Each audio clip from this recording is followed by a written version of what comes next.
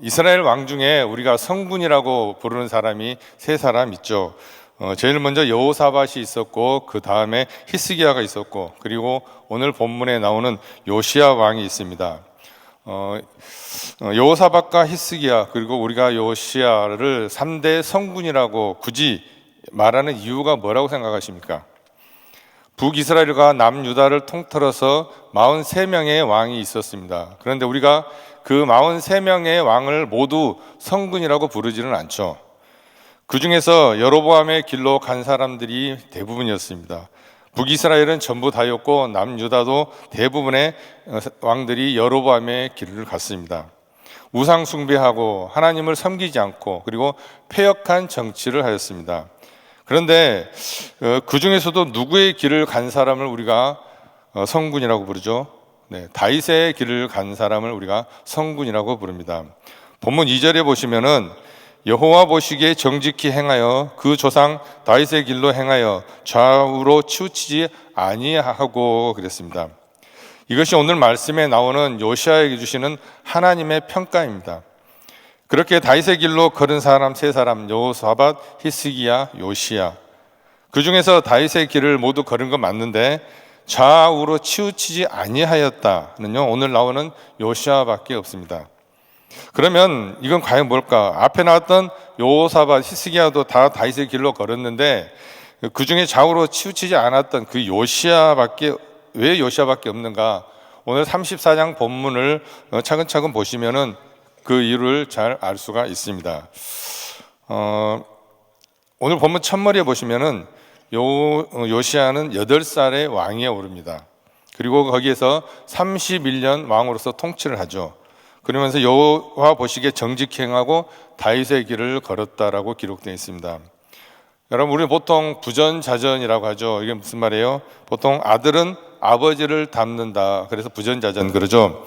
그런데 요시야 왕의 아버지가 누굽니까? 그는 우상 숭배를 일삼던 아몬이에요. 그리고 할아버지는 누굽니까? 바로 므낫세죠. 그러게 보면은 이 요시야 왕은 아버지도 안 닮고 할아버지도 닮지 않았다는 거죠. 이 내용을 우리가 이 부분에 대해서 좀 주목해 볼 만합니다.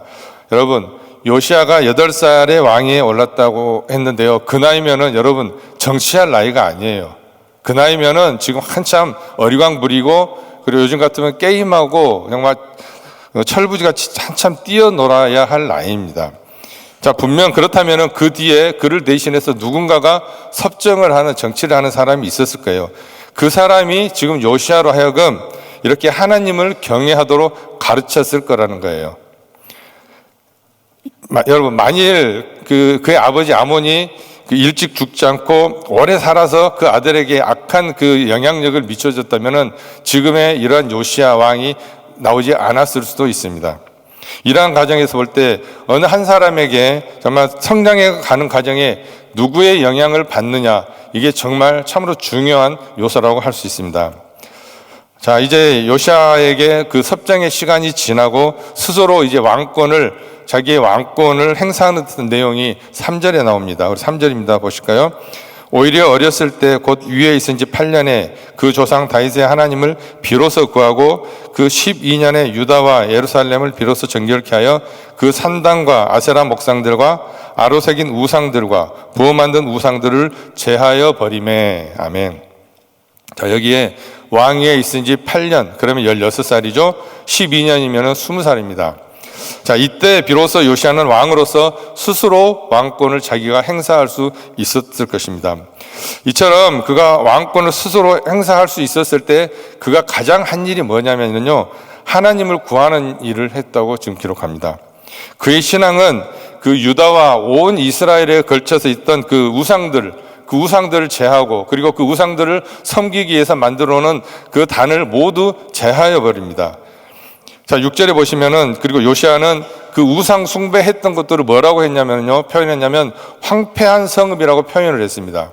그래서 그 우상들을 그 땅에서 제거해 버리는 것이 그 황폐한 성읍들을 회복하는 거라고 그는 확실하게 믿고 있었어요. 그래서 확신이 있었기 때문에 분명히 그걸 했을 때 반대가 있을 것을 감안하면서도 자신 있게 그 이스라엘에 있는 모든 우상들과 그 단들을 제하여 버렸다고 기록되어 있습니다.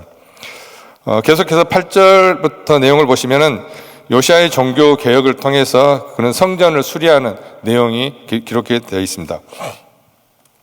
요시아가 왕이 된 지 18년이 되는 경우, 이제 20대 중반이 됐죠. 18년 됐으면은 이제 스스로 그때는 자기가 왕권을 행사할 수 있는 때였습니다.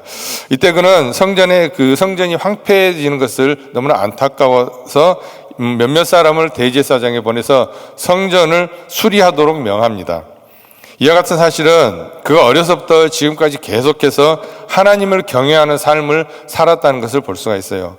그가 어려서 다른 사람들의 영향에 있을 뿐만이 아니라 이제 자기 스스로 서 있을 때도 바로 하나님을 변함없이 하나님을 경외하는 그러한 자였다는 것을 알 수가 있죠.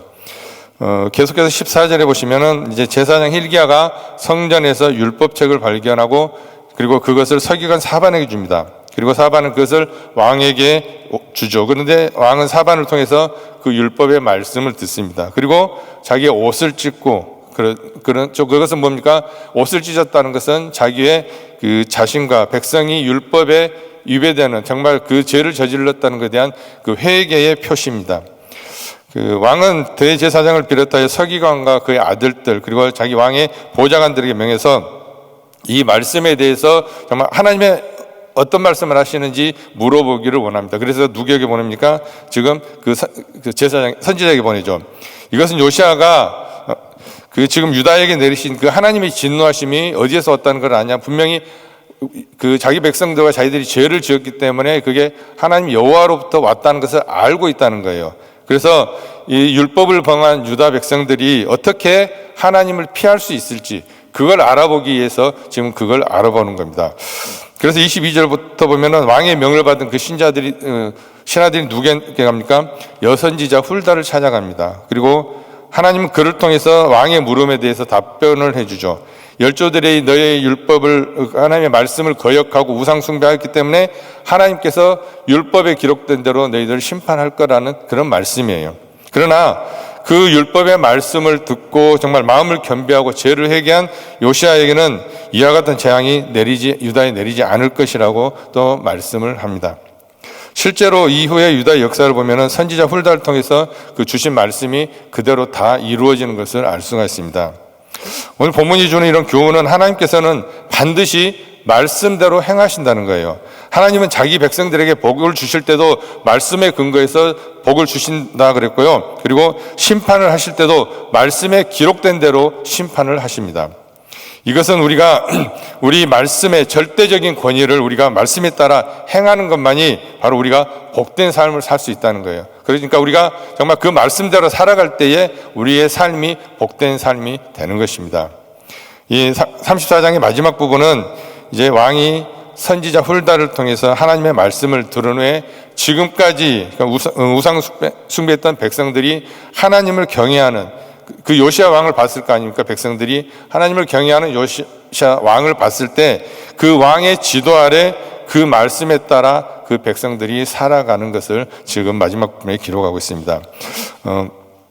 그래서 중요한 것이 34장을 보면은 하나님을 떠난 황폐한 곳을 회복하는 길은 뭐밖에 없어요. 하나님의 말씀에 대한 가르침과 그리고 그 바른 권고의 말을 해줄 수 있는 정말 하나님을 경외하는 지도자가 필요하다는 것입니다. 우리는 말씀을 통해서 정말 황폐한 오늘의 이 시대에 진정으로 요구되는 것이 무엇인가 우리는 기도를 해야 할 것입니다. 오늘 함께 나눌 한 구절 말씀은 역대하 34장 8절 말씀입니다. 우리 함께 봉독하겠습니다. 시작. 요시아가 위에 있은 지 18년에 그 땅과 전을 정결케 하기로 마치고 그 하나님 여호와의 전을 수리하려 하여 아샬라의 아들 사반과 부윤 마세야와 서기관 요아스의 아들 요아를 보낸지라. 아멘. 오늘 말씀에 보면 하나님을 사랑하는 사람 요시아 왕이 이 종교 개혁을 하는 중에 성전을 정결케 하고 성전을 수리하는 내용이 나왔었습니다. 자, 우리가 성경을 보면서 하나님을 사랑하고 말씀대로 살기를 원하는 사람들의 공통점이 있습니다. 그것은 바로 성전을 사모하는 거예요. 성전을 아주 소중하게 여깁니다. 이유는 간단합니다. 뭡니까? 바로 예배를 사모하기 때문에 그렇습니다. 오늘 요시아 왕이 그 하나님의 마음, 하나님을 사랑하는 마음을 뭘로 표현하냐면은 바로 성전을 수리하는 것, 그것을 마음으로 나타낸 겁니다. 먼저 그에 대한 하나님의 평가가 뭐라 그랬었죠? 2절에 나왔었죠. 여호와 보시기에 정직하게 행하여. 2절, 3절 우리 다시 한번 제가 읽어보겠습니다. 여호와 보시기에 정직히 행하여 그 조상 다윗의 길로 행하여 좌우로 치우치지 아니하고 오히려 어렸을 때 곧 유에 있은 지 8년에 그 조상 다윗의 하나님을 비로소 구하고 그 12년에 유다와 예루살렘을 비로소 정결케 하여 그 산당과 아세라 목상들과 아루새긴 우상들과 부어 만든 우상들을 제하여 버리매. 자, 여기에 여호와 보시기에 정직히 행하여, 이 말은 우리 하나님을 믿는 사람들에게 항상 따라오는 말입니다. 여호와 보시기에 정직히 행하여. 이 말이 중요한 이유는 우리의 삶의 기준이 사람이 보는 것이 아니라 우리의 평가 기준은 바로 하나님이 평가하는, 하나님이 우리의 평가 기준이기 때문에 그렇습니다. 하나님 보시기에 정말 정직한 믿음의 성도들 되시기를 주님의 이름으로 축원합니다. 이런 신실한 믿음의 사람들은 하나같이 뭘 의식하며 살았냐면요, 자기 앞에 계시는 하나님을 의식하며 살았습니다. 하나님이 다 보고 계시다라는 그러한 믿음으로 하나님 앞에 살았어요. 여러분, 솔직히 하나님 앞에 서시는 거 부담스러우시죠? 안 그렇습니까? 하나님 항상 보고 계신다고 생각하면 정말 우리의 삶이 순간순간이 부담스러울 수가 있어요. 그런데 이런 부담이 되면서도 은혜인 이유가 있습니다. 그건 뭐냐면요, 하나님이 우리를 다 보고 계시고 우리를 다 알고 계시기 때문에, 그렇기 때문에 우리를 도와주시는 거예요, 하나님께서. 그렇기 때문에 이것이 은혜인 것입니다. 그리고 오히려 어렸을 때라는 말을 보면은 1절에 요시야 왕이 8살이라 그랬죠. 그리고 지금 왕이 오른 지 8년 하나님을 찾았다라고 그랬는데요, 16살에 하나님을 찾았다라는 것은 그때부터 이제 본격적으로 제대로 하나님을 열심히 믿은 겁니다. 그리고 12년에 온 우상을 없앴다는 것은 왕이 오른 지 12년이니까 20살이죠. 이때부터 본격적으로 왕의 힘이 생겼을 거예요. 자, 보세요. 여러분, 자기가 왕의 이제 힘이 생겼을 때 요시야 왕이 가장 먼저 한 게 뭡니까? 바로 하나님의 영광을 위해서 그의 자기의 힘을 썼다는 거예요. 이게 요시야의 멋진 부분이죠. 여러분 힘이 있을 때 하나님의 영광을 위해서 쓰시기를 축원합니다. 이러한 잘한 일들이 참 많아요. 그런데 요시야가 잘한 일 중에서 특별히 한 가지, 율법책을 발견했다는 겁니다. 14절 말씀 보겠습니다. 무리가 여호와의 전에 연보한 돈을 꺼낼 때 제사장 hil기야가 모세에 전한 여호와의 율법책을 발견하고. 아멘. 물론 요시야가 이 율법책을 직접 발견한 건 아니죠. 그런데 성전을 청결케 해라, 성전을 수리해라, 그걸 누가 지시했습니까? 요시야가 지시를 했습니다. 그 과정에서 깊숙하게 숨겨져 있던 그 여호와의 율법책이 발견된 겁니다. 만약 그런 지시를 하지 않았다면, 그 황폐한 상태에서 그 내버려 뒀다면 그 여호와의 말씀은 발견되지 않았을 것입니다. 자, 여러분, 이것은 무엇을 의미한 겁니까? 여러분, 하나님은 하나님을 향해 열심히 있는 사람에게 새로운 은혜를, 또 다른 은혜를 주신다는 것입니다. 하나님은 하나님을 향해 열심히 있는 사람들, 그분들에게 매일매일 새로운 은혜를 부어주실 것입니다. 내가 하나님께 열심을 내면은 하나님은 더 큰 은혜 나에게 허락해 주십니다. 그런 은혜를 누리시기를 축원합니다. 자, 오늘 성전을 수리하는 과정에서 말씀이 발견됐다는 것 참으로 감사한 일이죠. 하지만 한편으로 좀 안타까운 일이기도 해요. 슬픈 일이기도 하죠. 무슨 말이냐? 그동안 하나님의 말씀이 전혀 읽혀지지 않았다는 거죠. 거기에 있었다는 것을 몰랐다는 거죠. 그리고 율법책이 전혀 관리가 되지 않았다는 거예요. 먼지 속에 쌓여서 깊숙한 곳에서 방치되어 있다는 것을 지금 말하는 거예요. 이게 안타까운 일이죠. 그래서 요시야 왕이 그 말씀을 두고 어떻게 반응하죠? 18절에서 19절 읽어보겠습니다. 서기관 사반이 또 왕에게 과여 가로되 제사장 hil기야가 내게 책을 주더이다 하고 사반이 왕의 앞에서 읽음에 왕이 율법의 말씀을 듣자 곧 자기 옷을 찢더라. 아멘. 왜 이렇게 반응했을까요? 그 말씀을 지금 자세히 듣고 보니까 지금 자기 백성들이 하나님으로부터 너무나 지금 멀리 떨어져 있는 거예요. 그걸 깨달은 겁니다. 그래서 옷을 찢고 통곡을 했던 것입니다. 성도 여러분, 우리가 말씀을 직접 읽고 직접 듣고 그리고 그 말씀 앞에 나를 노출시켜야 바로 나의 영적 상태를 알 수가 있는 것입니다. 내가 성경 말씀을 내 목소리로 읽고 내 귀로 듣고 그리고 내 입에서 나오는 그 하나님의 말씀을, 메시지를 내가 깨닫는 것입니다.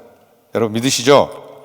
이걸 보면 정말 우리가 좀 생각해보고 적용해 봐야 될 일이 있습니다. 여러분, 집에 성경책 있는 성경책 얼마나 읽으십니까?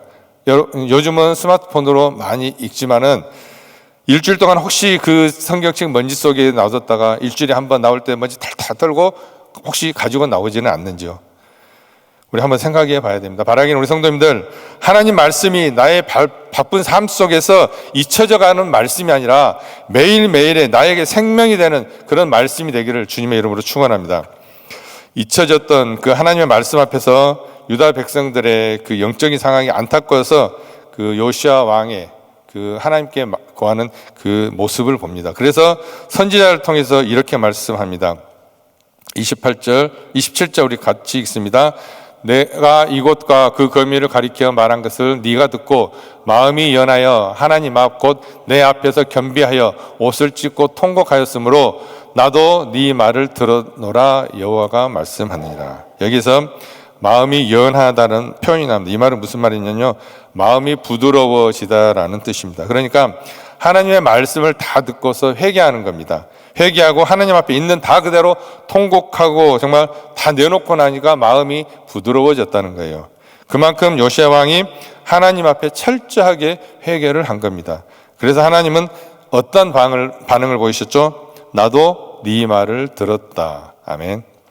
아마도 요시아 왕이 유다 백성들에서 용서해 달라고 기도를 했겠죠. 그 기도를 들어주시겠다는 겁니다. 여러분, 하나님 앞에서 나를 낮추면요, 하나님의 은혜가 여러분에게 임할 것입니다. 하나님 앞에서 나를 정말 겸손히 낮추는 것이 내 삶에 하나님의 은혜가 임하게 하는 바로 지름길인 것을 믿으시길 바랍니다. 오늘 요시아 왕의 모습을 통해서 우리가 도전받아야 할 중요한 것이 한 가지 더 있습니다. 뭐냐면은 다른 훌륭한 왕들에게 보이지 않는 표현이 그에게 나오는데요. 33절 보시겠습니다. 마지막 절 33절 우리 같이 읽겠습니다. 이와 같이 요시아가 이스라엘 자손에게 속한 모든 땅에서 가증한 것을 다 제하여 버리고 이스라엘의 모든 사람으로 그 하나님 여호와를 섬기게 하였으므로 요시아가 사는 날에 백성이 그 열조의 하나님 여호와께 복종하고 떠나지 아니하였더라. 여기서 주목할 만한 표현은요, 끝부분 요시아가 사는 날 동안에 정말 백성들이 여호와께 복종하고 떠나지 아니했다라고 기록합니다. 이게 무슨 말입니까? 지금 요시아 왕은 지금 이스라엘 그 많은 공동체 안에서 믿음의 기준이 되는 삶을 살았다는 거예요. 요시아를 보고 백성들이 하나님을 떠나지 않았다는 것은 그가 모든 백성들에게 정말 믿음의 공동체 안에 믿음의 기준이 되는 모델이 되는 그러한 삶을 살았다는 거죠. 성도 여러분, 여러분에게 이 땅에 맡겨주신 100년 되지 아니하는 삶 어떻게 살기를 원하십니까? 이것이 우리에게 정말 도전이 됐으면 좋겠습니다. 내가 누군가의 도전을 받는 삶, 그런 믿음의 삶뿐만이 아니라 이제는 나도 누군가에게 믿음의 도전을 주는 그런 삶을 살아야겠다는 거죠. 나도 스스로에게 이제 다짐하는 거예요. 그래, 나도 내 믿음의 기준이 정말 내가 믿음의 기준이 되어보는 삶을 한번 살아보자는 거죠. 내가 누군가에게 영적 롤 모델이 되어보자는 거예요. 그런 다짐을 해보자는 겁니다. 신약성경의 사도 바울은 이런 고백을 합니다. 고린도전서 4장 15절 하반절부터 16절에 보시면요, 그리스도 예수 안에서 복음으로써 내가 너희를 낳았음이라. 그러므로 내가 너희에게 권하노니 너희는 나를 본만든 자가 되라. 아멘. 여러분, 이거 교만한 말이 아닙니다. 자기가 믿는 그 예수 그리스도, 자기가 굳건하게 믿는 그 믿음의 복음, 이것이 정말 확실하다는 것을 확실하게 믿고 있는 것이기 때문에 이렇게 자신 있게 말하는 겁니다. 그 확실한 믿음이 다른 사람에게 도전이 되는 것입니다. 여러분, 그렇게 도전하는 믿음의 삶 속에 내 믿음의 성장은 자연스럽게 따라가는 것입니다. 내가 내 믿음 지키기 위해서 아둥바둥 그렇게 노력하지 않고 살지 않아도요, 내가 다른 사람에게 믿음의 도전을 주는 삶을 살고자 결단하면은 내 믿음의 성장은 자연스럽게 그것과 동시에 이루어지는 것입니다. 여러분, 바라기는 우리 성도님들이 이제는 그 믿음의 도전을 받는 삶에서 믿음의 도전을 주는 믿음의 롤 모델이 되어 가시기를 주님의 이름으로 축원합니다. 기도하겠습니다. 하나님 아버지, 은혜를 감사합니다. 그렇습니다. 우리가 다른 사람의 간증을 듣고 도전받는 삶 너무나 귀하지만 이제는 내가 나의 간증을 다른 사람에게 할 수 있기를 원합니다. 내가 다른 사람에게 믿음의 도전을 줄 수 있기를 원합니다. 나 한 사람, 나 하나 믿음 지키는데 정말 내 온 마음을 쏟는 그 정도의 수준이 아니라 이제 그것을 훌쩍 뛰어넘어 믿음의 도전을 주는 그런 삶을 살 때 내 믿음 지키는 것은 자연스럽게 따라오는 것이라 믿습니다. 하나님께서 나에게 원하시는 이 땅에서의 삶은 무엇입니까? 나 한 사람 믿음 지키는 그런 삶의 수준이 아니라 다른 사람에게 선한 영향력을 끼치는 믿음의 삶을 살게 하여 주시옵소서. 그래서 나 때문에 많은 사람들 예수 믿고 구원받는 사람들이 많이 나타나게 하여 주시옵소서. 축복하며 예수님의 이름으로 기도드리옵나이다. 아멘. 귀한 말씀 감사합니다. 우리 자리에서 다 일어나셔서 우리 세상 흔들리고 같이 찬양 드리겠습니다.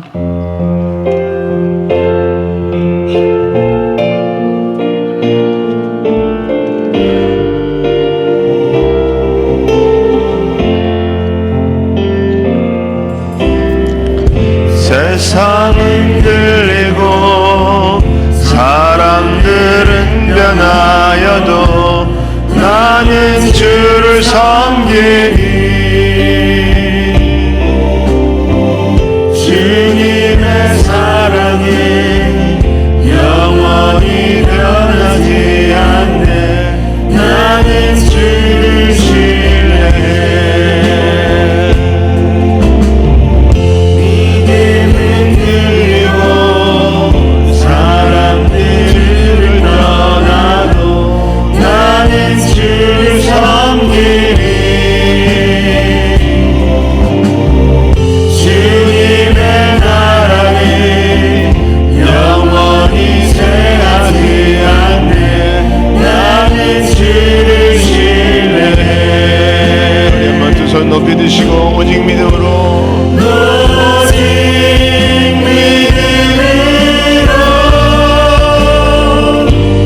믿음으로 내가 살리라.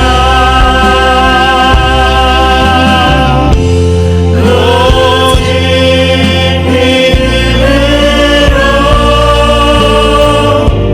믿음으로 내가 살리라. 오직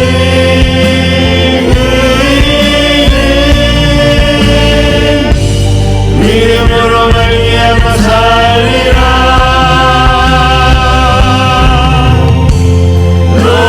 오직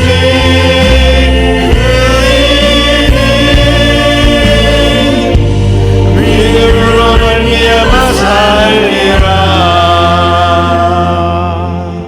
아멘. 우리 신앙생활에서 늘 믿음으로 승리하실 수 있기를 예수 이름으로 축원합니다. 네, 우리 오늘 본문에서 우리 요시야가 성전에서 이렇게 율법책을 발견하는 것처럼 우리가 날마다 주님의 성전에서 하나님의 말씀이 발견되실 수 있기를 예수 이름으로 축원합니다. 발견되고 하는 일은 회개하는 거예요. 말씀 앞에 비춰봤을 때 나는 어떻게 살고 있는가? 여러분 회개하고 또 도전받고 또 도전을 주는 그런 삶으로 살아가실 수 있기를 예수 이름으로 축원합니다. 마음에 소원 있으신 분들은 가슴에 손을 모으시고 아픈 분들은 아픈 곳에 믿음으로 손 얹으시기 바랍니다. 거룩하신 아버지 하나님 감사합니다. 오직 의인은 믿음으로 말미암아 살리라 라고 말씀하셨사오니 하나님 약속의 말씀을 붙들고 끝까지 승리하며 살아갈 수 있는 자들 다 되게 하여 주시옵소서. 아버지 하나님 세상 가운데 있지만 세상에서도 하나님이 우리와 함께 계심이 보여지며 하나님의 역사를 증거하는 귀한 삶들이 다 되게 하여 주시옵소서. 이 시간에도 우리들의 마음의 소원을 하나님께 아뢰입니다. 우리들의 힘과 능으로 할 수 없어서 주님 앞에 구하오니 우리 하나님 도와주시고 역사하시고 해결하여 주시옵소서. 모든 가정의 또 직장의 사업장의 자녀의 또 금전적인 문제 모든 아버지 환경의 문제들 우리 하나님 다 해결하시고 열어주시고 회복시켜 주시옵시고 하나님의 응답의 역사 있도록 우리 하나님 도와주시옵소서. 우리 하나님 이 시간에 또 육신의 아픈 자들이 아픈 곳에 믿음으로 손을 얹었습니다. 우리 아버지 하나님 여호와 라파 주의 하나님 이 시간에 우리 하나님께서 힘든 손으로 친히 안수하여 주시옵시고 우리 주님의 십자가의 보혈의 능력이 나를 사로잡게 하여 주시옵시고 주님의 약속의 말씀이 우리를 모든 아버지 질병에서 깨끗게 사하여 주시옵소서. 모든 것이 예수의 이름 앞에 무릎이 꿇어지겠다고 말씀하셨사오니 이 시간에 아버지의 손을 얹은 곳곳마다 예수의 이름으로 깨끗게 치유하여 주시옵소서. 내가 나사렛 예수의 이름으로 명하노니 깨끗함을 받을지어다. 깨끗함을 받을지어다. 치유받을지어다. 모든 질병은 떠나갈지어다. 우리 하나님 역사하시고 깨끗하게 회복시켜 주시옵시고 하나님이 살아서 역사하심이 증거될 수 있도록 하나님 은혜 베풀어 주시옵소서. 모든 암덩어리들이 떠나가게 하시고 고질병들이 치유받게 하여 주시옵시고 특별히 아버지 평상에서 또 가정에서 아버지와 주님 또 아파서 있는 모든 심령들 하나님 찾아가시어 안수하시고 예수의 이름으로 낫는 역사 있게 하여 주시옵소서. 우리 하나님 회복시켜 주시고 후유증 없도록 하나님 도와주시옵시고 하나님의 기적을 늘 경험하며 영광 돌리며 살아갈 수 있도록 하나님 은혜 베풀어 주시옵소서. 오늘 하루도 주님의 약속의 말씀 붙들고 믿음으로 살아가기 원하는 우리 모든 성도들에게도 하나님의 은혜를 더하여 주시옵시고 우리 단기 선교팀들도 오늘도 복음의 증인으로 하나님의 열매 맺는 귀한 시간들 될 수 있도록 특별히 또 우리 담임 목사님 도림교회 집회 가운데 하나님의 영으로 충만케 채우시는 은혜가 있기를 소원하오니 하나님 역사하여 주시옵소서. 지금은 우리 주 예수 그리스도의 은혜와 하나님의 크신 사랑과 성령님의 역사와 교통 인도하심이 영적인 롤 모델로 도전받고 도전 주는 삶을 살아가기 원하는 모든 심령들 머리 위에 가정 위에 기업 위에 지금으로부터 영원토록 함께 할지어다. 아멘.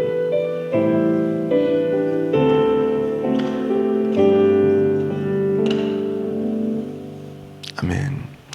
네, 우리 기도할 자리 잡으시고 또 우리 강단이 올라오셔서 기도하시기 바랍니다.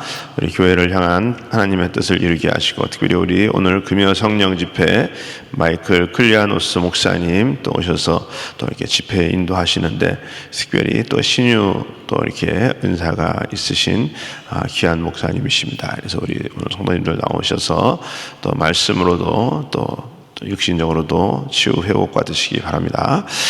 우리 담임 목사님 위해서 기도합니다. 우리 도림교회 또 집회 가운데 하나님께서 함께 하시고 성령의 권능과 또 능력이 충만히 임할 수 있도록 성도님들 또 회복되는 역사 있도록 기도해 주시고 우리 또 교회 여러 지체와 사역을 위해서 기도합니다. 우리 임마누엘 성가대 우리 정정권 장로님, 김정민 전사님, 에스더 김 집사님, 우리 최현진 권사님, 또 우리 모든 또 대원들 오케스트라 또 우리 하나님께서 축복하시고 사역 감당하게 하여 주시옵소서. 우리 또 한 분의 선교사님 가정은 이병철 박미란 선교사님이십니다. 탄자니아 귀한 사역 감당하고 계시는데 하나님 늘 우리 하나님의 영으로 또 사명 감당하게 하여 주시옵소서. 오늘 우리가 기도할 때 또 우리 사랑하는 성도님들 구체적으로 주님 만나는 시간 있게 하여 주시옵소서. 우리 같이 주여 부르짖고 합심해서 기도합니다. 주여 주여 주여